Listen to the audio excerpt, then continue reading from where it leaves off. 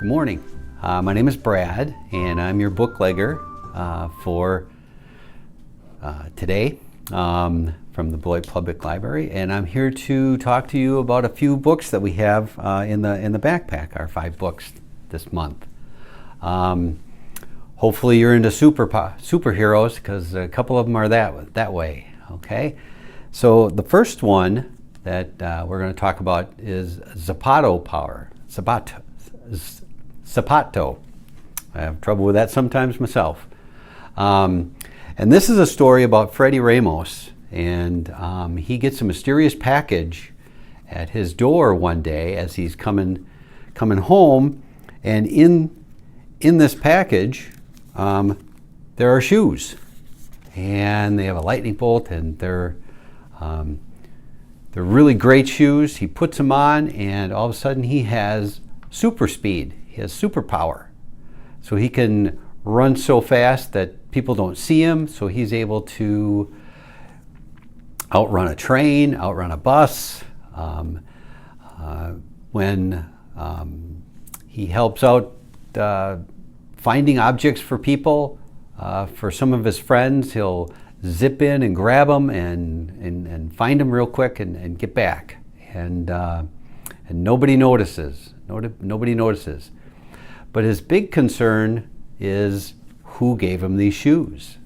Where did they come from? He called his mom. He talked to his mom, and she said, "Nope, I didn't give you the shoes." He called his uncle, and his uncle didn't send him the shoes. So he was having trouble trying to solve the mystery of who gave me these shoes, who sent me these super shoes, right? And as the story goes along, he does find out that the janitor, his friend, the janitor in the apartment building, gave him the shoes, and it turns out that he has a pair just like them. And so it's a good story where they try to run faster than each other at the end, and it's really a fun story with a good moral to it as well. So I think you'll enjoy this very much. I recommend it. Our second superhero book is Super Potato. If you've seen any of the other books in the series of Super Potato, this is more like a comic book. And what it starts out is our hero is a regular guy, regular man. He's got big strong arms and a cape and all those things, and he gets tricked by Dr. Maleficent into trying to do something, trying to take back a statue that the evil doctor had taken. And as he got tricked into it, the evil doctor turned him into a potato. So now he has to wonder, what can he do? He's just a potato. That's not good. I don't know what to do. And as he goes along, he realizes that his superpowers are still there. He can still fly, and he still has super strength, and he's able to continue to do that just as a potato. So the evil doctor is taking his evil potato gun and making other people potatoes as well, because that's what evil geniuses do, right? So as a result,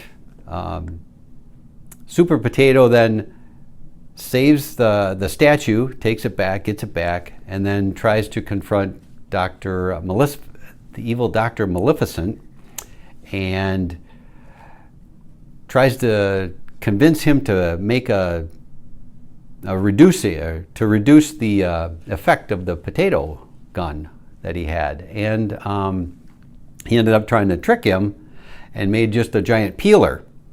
It's kind of cute, kind of funny. But Super Potato then prevailed anyway, and realized that he's not going to be able to turn back into a regular guy. So he's going to be a a super potato forever, and he's okay with that. He's okay with himself, and he's still able to help people and do super things as a result. And the evil doctor is put in his proper place, and he now is behind bars.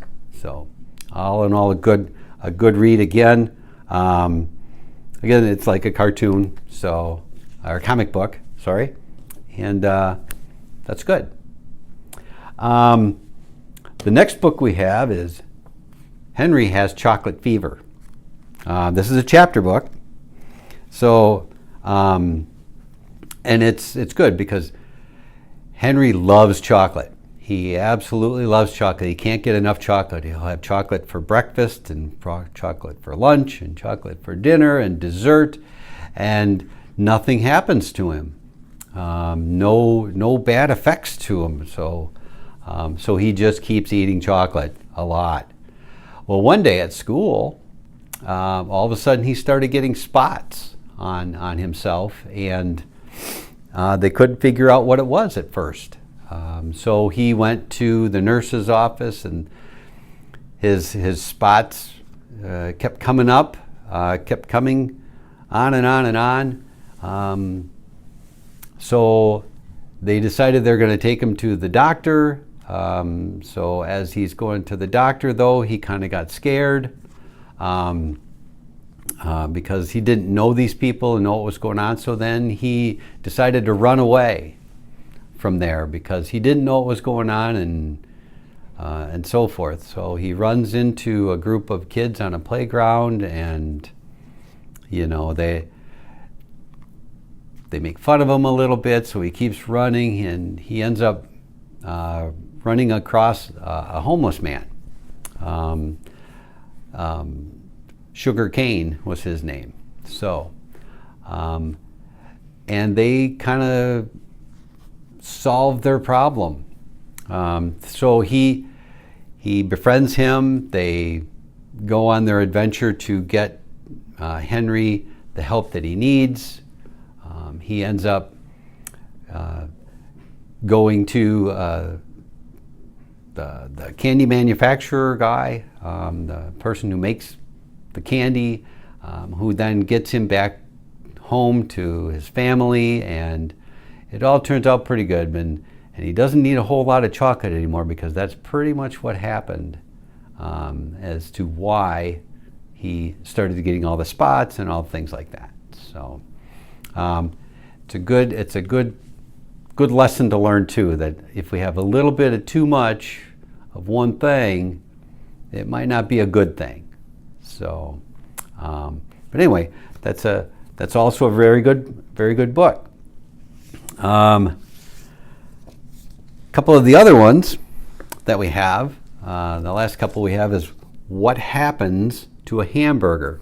Okay, so this is kind of an activity book, but it kind of walks you through, really, when we eat something, what happens. Okay, how does it go through our body? More so, it's not just about hamburgers, it's about other things. Kind of gives you an experiment where you can cut some carrots up so you can kind of understand how chewing works in your body, how it goes down your throat, and gets into your stomach area. So it follows how food gets through your body.